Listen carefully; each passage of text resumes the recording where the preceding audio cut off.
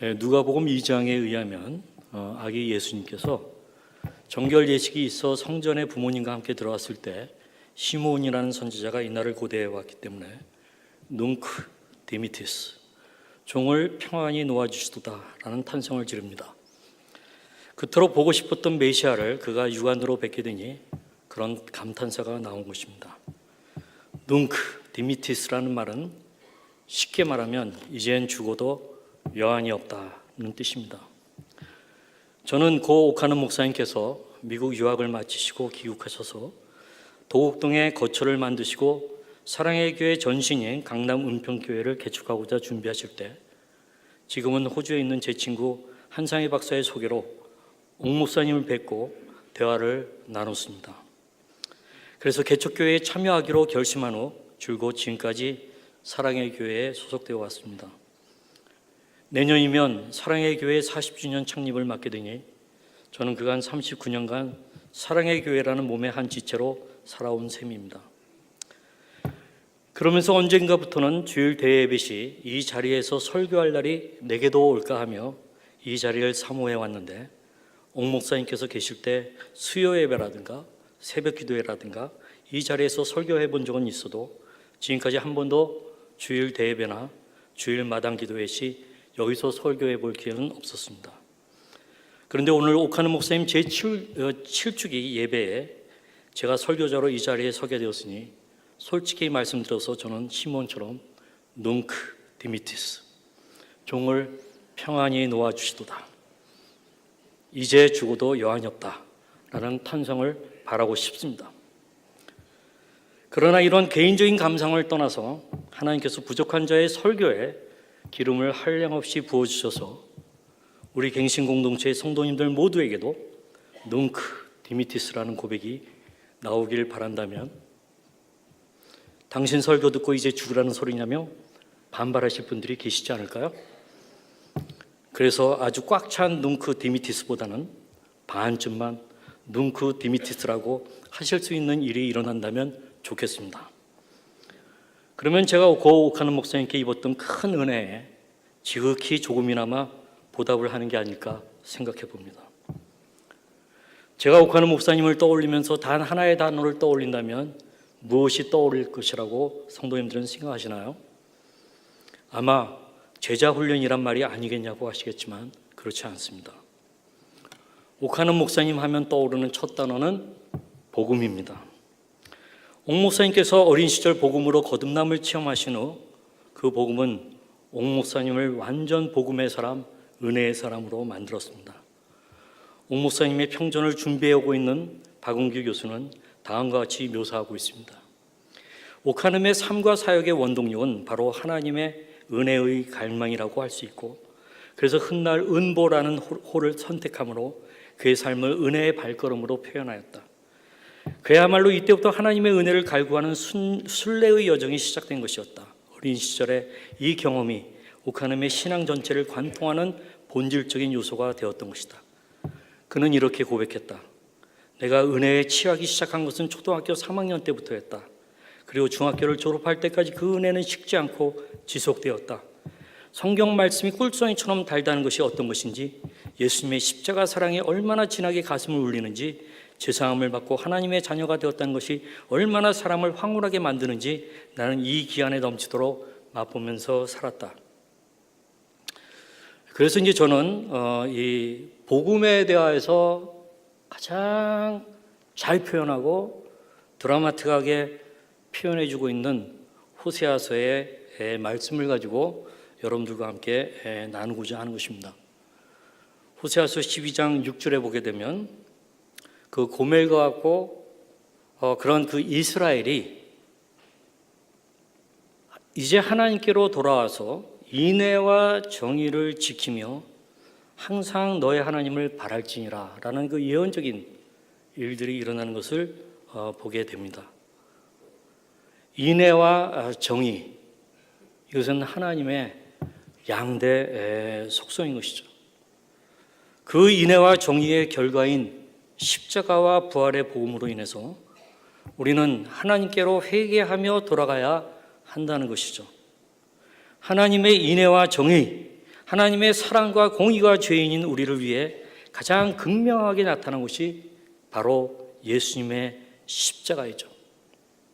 그래서 이런 것들을 은유적으로 호세아의 삶을 통하여서 보여준 우리 하나님께서는 고멜이 곧 이스라엘이 하나님께로 돌아와서 인애와 정의를 지키며 항상 너의 하나님을 바랄지니라 라고 하면서 복음으로 변화된 이스라엘의 모습을 예언해 주고 있습니다.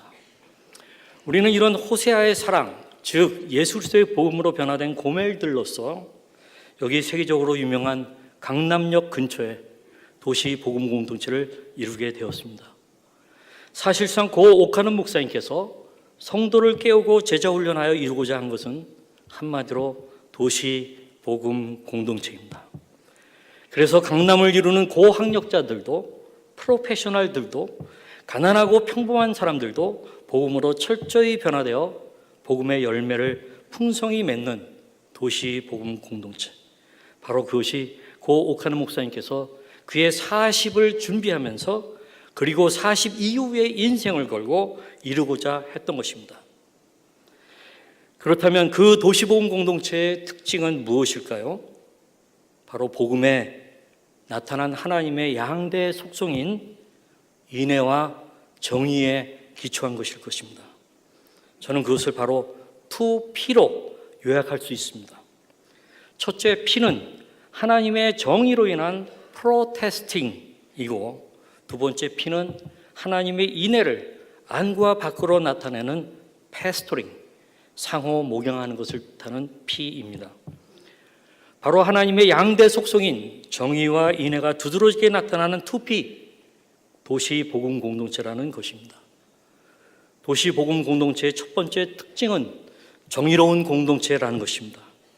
하나님의 정의 앞에 서게 될 때에 근본적으로 죄인인 우리들은 자신의 죄와 불의에 프로테스팅 할 수밖에 없게 되는데, 바로 이것을 교리적으로 표현하면 회개라는 것이죠. 그리고 끊임없이 예수 그리스도의 보혈로 죄를 씻어 성화와 갱신이 일어나야 할 존재가 되는 것이죠. 그러므로 우리 사랑의 교회 안에 있는 어둠과 불의와 거짓과 부정에 대해서도 존재론적으로 프로테스팅 할 수밖에 없는 프로테스탄트 공동체라는 것입니다.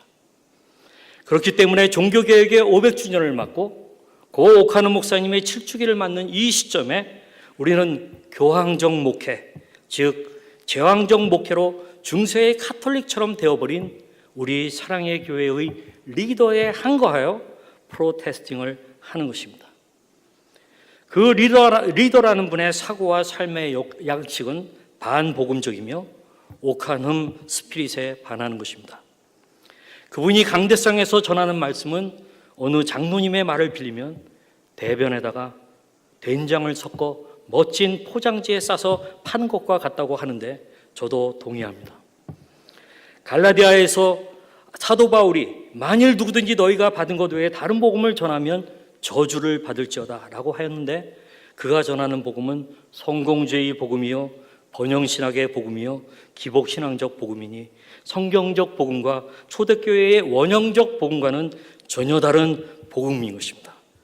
그러니 그분은 저주를 자초하는 일을 행하고 있는 것입니다. 근래에 우리 국민은 살충제 계란으로 인해 경악한 말이 있습니다. 더 분노한 것은 그것이 친환경 인증을 받고 더 비싼 가격에 팔고 있다는 것이었죠. 만약 이 문제를 알고도 계속 살충제 계란이 버젓이 팔리도록 하는 일을 시각처장이 하고 있다면 그 사람을 그 자리에 붙어 있도록 놔두어야 하나요? 마찬가지로 된장에 대변을 섞고 고급 포장지에 싸서 파는 그를 그냥 놔둬야 하나요? 한국교회와 사회로부터 친환경 인정을 받은 것과 마찬가지에 공신력을 부여하는 사랑의 교회의 강단에서 그런 변질된 복음을 파는 자를 그냥 놔둬야 하나요? 저는 고 오카는 목사님 제3주기 추모회가 안성 수양관에서 열릴 때 내노라 하는 교계 지도자들을 대거 초청해놓고 표절 문제로 인한 징계 기한이 끝나기도 전에 사회자 한인권 장로가 능구렁이처럼 은보상 시상자라는 명분으로 오정현에게 화려하게 복귀식을 마련해 주려는 음흉한 시도를 접하면서 가만히 있을 수 없었습니다. 그래서 강단으로 뛰어올라 오정현 목사의 불법적 등단을 막으려 했었습니다. 생각해 보십시오. 된장에 대변을 섞은 설교를 하면서 온갖 이벤트와 현란한 프로그램들로 10만 명 성도가 모이는 교세를 그가 지금쯤 이루었다고 생각해 보십시오. 그가 한국교회의 선장인 양 하면서 몰고 갈 방향이 어디일지 생각해 보십시오. 저는 그 파죽지세의 단초를 꺾는 것이 옥하는 목사님의 제자훈련을 받은 예수 그리스도의 제자가 되는 것이라고 믿었습니다. 미친 운전수가 죄 없는 사람들을 향해 돌진할 때에는 그 운전수를 끌어내는 수밖에 없다고 하며 보네퍼 목사는 히틀러를 암살하려고 했죠. 히틀러 암살도 살인죄를 저지르는 것이니 죄는 죄겠죠. 하지만 보네퍼는 용감하게 죄를 지으라 하였죠. 내 3주기 때 이 안성에서 저는 차라리 용감하게 죄를 짓는 것이 하나님과 고 옥하는 목사님 보시기에 훨씬 떳떳한 일이라고 믿었던 것입니다. 저는 고 옥하는 목사님께서 오늘날 살아계셨다면 어떻게 하셨을까 생각해 보았습니다. 2008년 5월 11일 부산 해운대에서 10만여 명의 성도들이 모인 어웨이크닝이라는 집회의 주강사로 서신 옥 목사님은 오정현의 권한을 대폭 축소 내지 해임까지 고려하면서 긴급히 당회원들을 소집해 놓고 있는 상태였습니다. 그러나 그날 서울로 올라가시면서 그 고민을 과거 옥 목사님 밑에서 행정목사를 했던 부산 호산나교회의 담임목사인 최홍준 목사에게 털어놓은 적이 있으셨습니다. 이에 깜짝 놀란 최 목사가 원로 목사로서 옥 목사님 그러시면 사랑의 교회가 둘로 나눠지고 원로 목사가 입는 데미지가 크다며 극구 만류하였고 옥 목사님은 그만 이 만류를 받아들여서 그 소집된 당회는 흐지부지 끝났었다고 합니다. 그 대신에 옥 목사님은 바로 3주 후 오정현에게 피맺힌 편지, 우리가 정말 한 배를 타고 있는 것인가를 보내셨던 것이죠. 이 편지를 쓰고 나서 2개월 만에 폐암 전이가 발견되었죠. 그러니 만약 이때 오정현의 논문 등 그의 실체가 드러났다면 옥 목사님은 반드시 그의 해임을 전적으로 시도하셨을 것입니다. 제가 오정현에게 담임 목사나 목사라는 호칭을 안 붙이는 이유는 제 혈기 때문이 아니라 팩트 체크를 한 결과 나온 믿음의 결론입니다. 그 후 투병 생활을 하시면서 1년 반이 지났을 때 저는 오정현이가 교회 정관에도 맞지 않는 불법적 토지 매입을 했을 때 자칫하면 사랑의 교회 장로들까지도 형사적으로 문제가 될 수 있으니 제대로 된 정관을 하루속히 만들어야 한다고 생각하는 어느 장로님의 요구를 듣고 고 옥하는 목사님께 사실대로 전화드리면서 그 장로님의 간곡한 요청을 꼭 들어보셔야 한다고 중간에서 눈물로 전달하는 일을 2010년 1월 중순에 한 적이 있었습니다. 그때 저는 옥 목사님께서 오정현이가 아무리 저항해도 다리 몽둥이를 꺾어서라도 제대로 된 정관을 만들게 해야 한다고 해서 마침내 2010년 1월 10일에 했던 공동의회 후 3주 만에 열린 1월 30일 두 번째 공동의회를 통해서 관철시킨 사례를 기억합니다. 저는 이러한 옥 목사님은 오정현의 확실한 논문 표절 증거 등의 부정한 흔적들이 오늘날처럼 살아계실 때 나왔었다고 한다면 분명 그의 해임 작업에 착수하셨을 것이라고 아주 굳게 확신합니다. 올 초 수서에 새로운 교회를 분립하신 어느 장로님이 제게 말했습니다. 그자가 양아치인 건 세상이 다 아는데 뭐 그 양아치와 싸우느냐 하는 것입니다. 인생 낭비이니 자신들은 차라리 새로운 교회를 세우는 일에 힘쓰겠다는 것입니다. 저는 이런 생각으로 교회 분립하는 것에 반대하지 않고 차라리 우리가 블레싱하며 파송했으면 어떠했을까 생각도 합니다.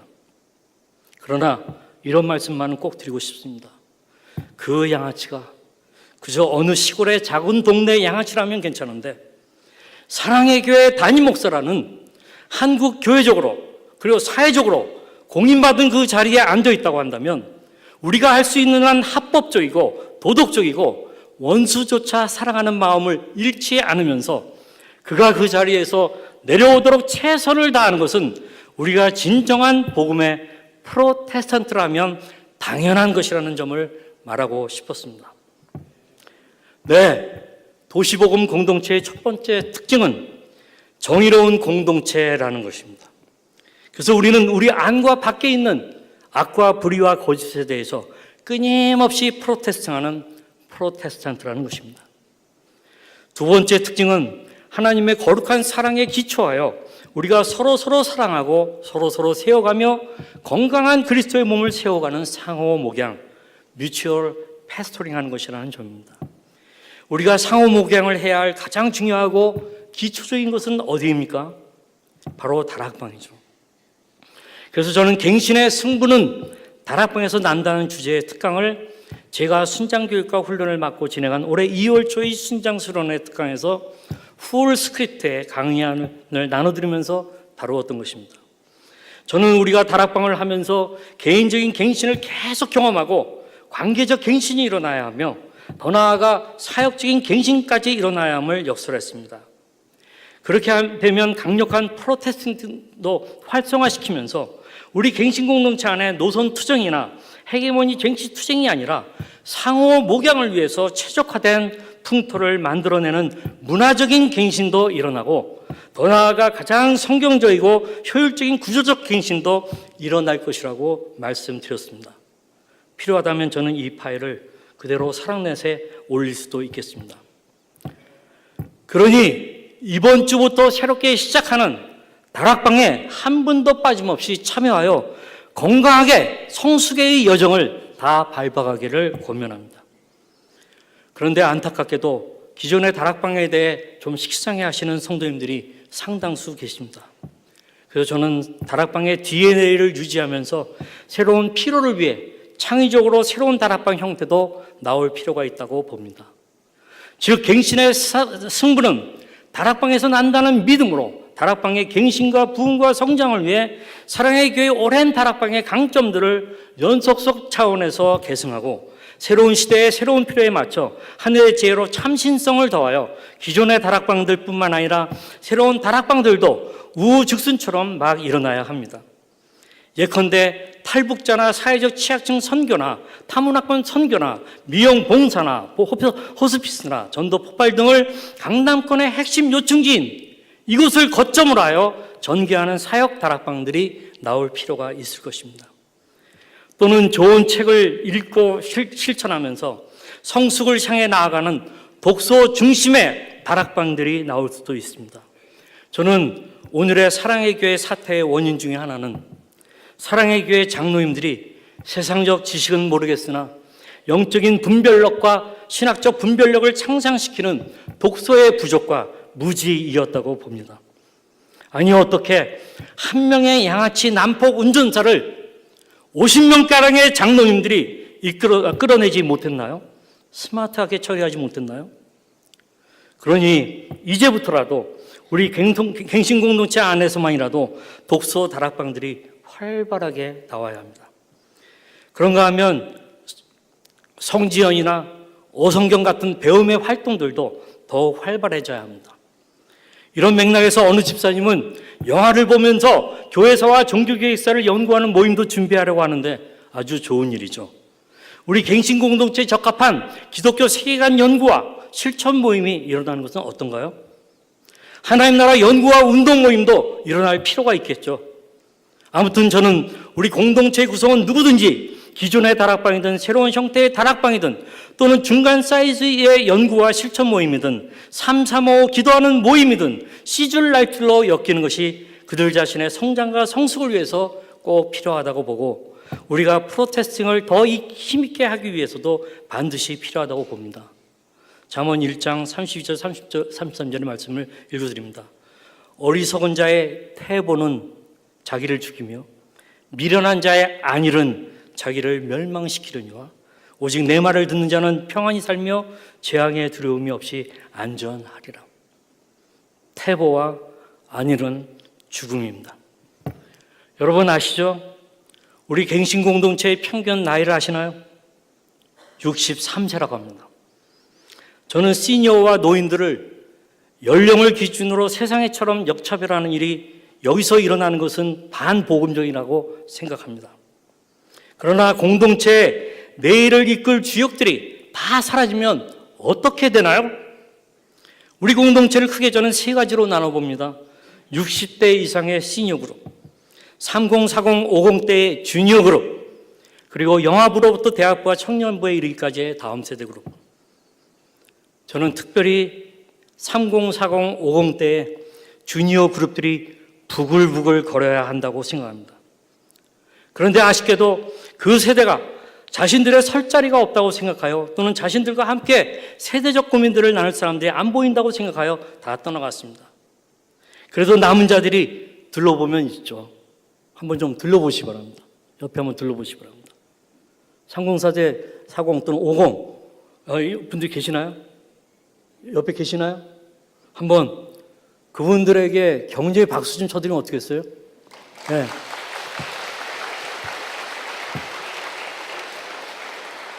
예, 그분들은 오늘 받은 3030 플러스 아카데미 브로셔를 보시고 나가시자마자 로비 등록처에서 등록하세요. 시니어들께서는 이 자리에 안 계셔도 그들 세대가 있다면 이 자리에 나오도록 적극 권해주세요. 예, 하나님의 정의와 인애의 복음으로 거듭난 우리들의 삶은 하나님의 정의와 인애를 열매 맺는 삶입니다. 그래서 도시복음 공동체로 존재하며 성장해야 할 우리는 2P에 균형 있게 힘써야 합니다. 이런 점에서 작년 연말에 새 지도부가 구성되고 갱신공동체 위원장으로 선출되신 김두정 장로님께서 취임사에서 이 2P를 싸우면서 건설하자라는 우리가 아주 익숙한 옛 모토로 공동체의 정체성과 방향성을 아주 타당하게 적실하게 밝혀주신 것을 이 자리에서 다시 감사드립니다. 그런데 우리 모두 아셔야 합니다. 교회의 분쟁과 그 이유를 많이 지켜본 목사님들이나 성도님들이 이구동성으로 하시는 말씀이 있습니다. 법정에서의 승리가 아주 중요하다. 하지만 지난한 세월을 거쳐 7, 8년 또는 10년에 걸쳐 법정 승리를 하나님께서 주셨다 해도 그 승리는 누구를 위한 승리인 줄 아는가? 양 공동체 어느 쪽도 다 패자가 되고 오직 승자는 대형 로펌뿐이라는 것이죠. 우리가 법으로는 다 이겼는데 우리 갱신 공동체가 삐쩍 말라 있고 황폐화 되어 있으면 그 법적 승리 이후에 양 공동체의 회복과 일치를 무슨 힘으로 해내나요? 우리는 법적 승리를 위해 끝까지 최선을 다해야 합니다. 그러면서 동시에 법적인 미래가 불투명할지라도 우리는 미답지를 인내하며 뚜벅뚜벅 하나님의 구름기둥 불기둥을 따라 가야 합니다. 우리가 안 가본 미답지일지라도 믿음으로 우리가 서로 목양하며 서로 세워가고 강력한 도시복음공동체로 성장해 가야 합니다. 이런 점에서 우리에게 소망스러운 일들이 일어나는 것을 아시나요? 떠나가셨던 성도님들 중 다시 여기에 소망을 느껴 찾아오시고 새롭게 등록하시며 참여할 다락방을 찾으시는 성도님들이 생겨나고 있습니다. 아직은 조각구름이나 은혜의 먹구름으로 바뀌어 은혜의 단비가 폭포수처럼 내릴 것을 믿습니다. 우리 공동체를 지켜보는 우리 사랑의 교회 출신도 아닌 어느 교수 부부는 집이 일산인데도 불구하고 우리 공동체에 나올 준비를 하고 계십니다. 왜냐고요? 그분들은 자신들이 알고 있는 바로는 이 공동체야말로 가장 소망이 있고 한국교회와 사회에서 상당히 건강하게 도시복음공동체로 쓰임받기에 가장 합당하다고 생각한다는 것입니다. 저는 이런 신규 성도님들과 이미 떠나가신 수천의 사랑의 교회 성도님들이 다시 찾아오는 꿈을 꿉니다. 심지어 교회에 실망해서 교회 안 나가 하며 교회를 떠나갔던 100만여 이 땅의 가난한 성도들이 여기 도시복음공동체로 우뚝 서가는 교회의 소망을 보며 구름대와 같이 찾아오는 일이 일어날 것이라는 환상을 봅니다. 그러므로 하나님의 정의와 인애에서 나오는 이 2P의 양날개로 갱신공동체의 비행기는 힘차게 날아가야 합니다. 그러나 이 2P의 양날개를 쓸모있게 해주는 비행기의 엔진은 무엇입니까? 그것은 호세아서가 말하는 복음이고 호세아가 강조하고 있는 복음적인 반응인 것입니다.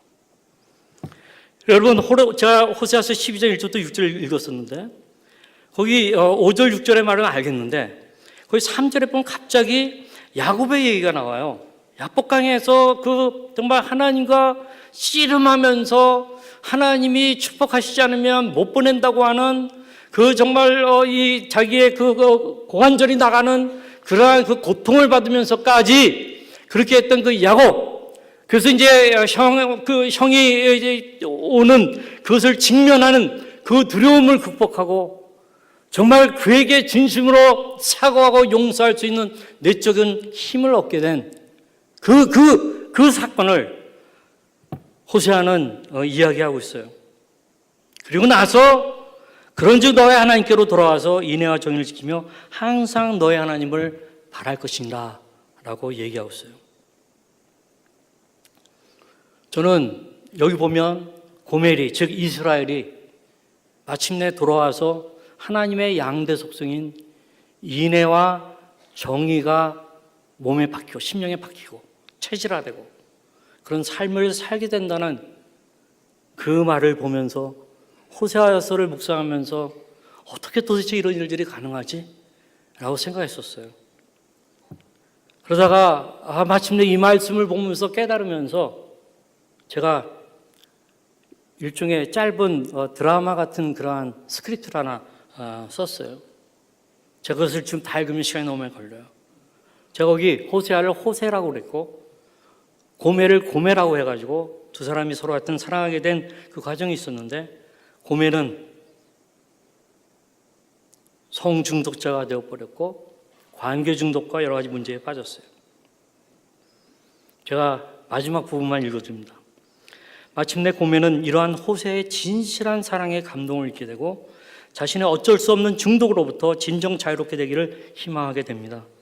그러다가 세계적으로 유명한 중독 치료소 타이거 우즈가 입소해 치료받았던 미국의 미시시피에 있는 파인 글로브 클리닉이라는 치료소로 6주 정도 합숙 치료를 받고자 약 7,500만 원 정도의 치료비를 지불하고 호세와 떠나 입소하게 됩니다. 호세는 중독 치료소의 규율에 따라 입소할 수도 없고 일체 면회할 수도 없습니다. 해서 호세는 6주 동안 근처의 크리스찬 리트리트 센터를 찾아 거기에서 머무르며 아내를 위해 작정 기도를 시작합니다. 때로 금식하며 치열하게 기도합니다. 아내가 모든 중독으로부터 완전히 벗어나 운디드 힐러, 상처 입은 치유자로 함께 쓰임받은 것을 위해 간절히 기도합니다.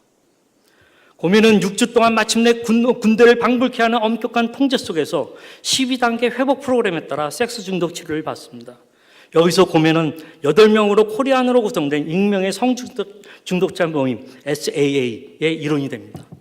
이 모임은 서로 자신의 중독 상태를 고백하고 서로의 아픔을 공유하는 일종의 공동체 시스템이라 할 수 있습니다. 섹스 중독자들이 이 모임에 온다는 것 자체가 엄청난 용기를 필요로 합니다. 섹스 중독뿐 아니라 모든 중독 질환 치료는 난 중독자라는 사실을 인정하는 것에서 시작됩니다. 12단계 치료법은 나 혼자서는 섹스 중독을 해결할 수 없다는 것에 대한 고백입니다. 성적 일탈 행위를 고백하고 고통을 공유하는 과정에서 위선, 가식 등을 버릴 수 있습니다. 병들어 있던 가짜 인생에 새싹을 틔우는 것입니다. 고멜은 이런 과정을 밟아가다가 3주 정도 지나서 아주 심각한 금단 현상을 겪습니다. SA의 다른 멤버들의 도움을 받으면서 아주 힘들게 극복해가던 고멜은 자신의 마음에 처음으로 기도하고자 하는 마음이 생겼습니다. 그러나 기도조차 마음대로 되지 않음을 느낍니다. 그래도 주위 사람들의 도움과 지원을 받아 창세기를 읽던 고멜은 야곱의 험한 인생을 만나며 무척 공감하게 됩니다. 몇 번씩 야곱의 스토리를 읽습니다. 야곱이 이스라엘로 바뀌는 장면을 몇 번씩 묵상해 봅니다. 고멜은 생각해 봅니다. 나도 야곱이 이스라엘처럼 바뀐 것처럼 전적으로 바뀔 수가 있을까? 고멜은 하나님께서 자신에게 찾아와 주시면 가능할 것 같다는 마음이 생깁니다. 그래서 고멜은 금식하며 철야하며 야복강의 야곱처럼 눈물로 기도합니다. 하나님께서 나를 버리지 마시고 나에게 특별히 찾아와 주셔서 축복해 주시지 않으면 되지 않는다고 하나님께 강권적인 기도를 처절할 정도로 절규하며 올려드립니다. 드디어 하나님은 고멜에게 아주 신비로운 성령 체험을 허락하십니다. 고멜은 한량없이 눈물을 흘리며 주체할 수 없을 정도의 성령으로 인한 해방감과 희열을 느낍니다. 그리고 소망을 품습니다. 자신은 이제부터 호세의 염원과 기도대로 온디드 힐러 상처 입은 치유자로 살고 싶은 마음을 갖습니다. 이것이 호세아가 그리는 복음이고 예수 그리스도가 보여준 복음입니다. 그 복음으로 바뀌기 위해서 고멜편의 반응은 야곱처럼 생사를 걸고 하나님께 회개하며 철저히 매달리는 반응, 그것이었습니다. 바로 이 복음과 우리들의 복음적인 반응, 이것이 우리 갱신공동체의 엔진인 것입니다. 이 엔진 달고 부피, 프로테스팅과 패스토링의 양날개로 힘있게 납시다. 서초 센터장이 부는 역풍의 바람이 있기에 우리는 그 역풍을 항력으로 하여 뜰 수 있고 더 수월하게 목적지에 도달할 수 있게 될 것입니다. 저는 이런 갱신공동체야말로 우리 옥 목사님께서 이 세계적 강남역 중심부에 도시 복음공동체를 세우고자 하셨던 꿈이라고 생각합니다.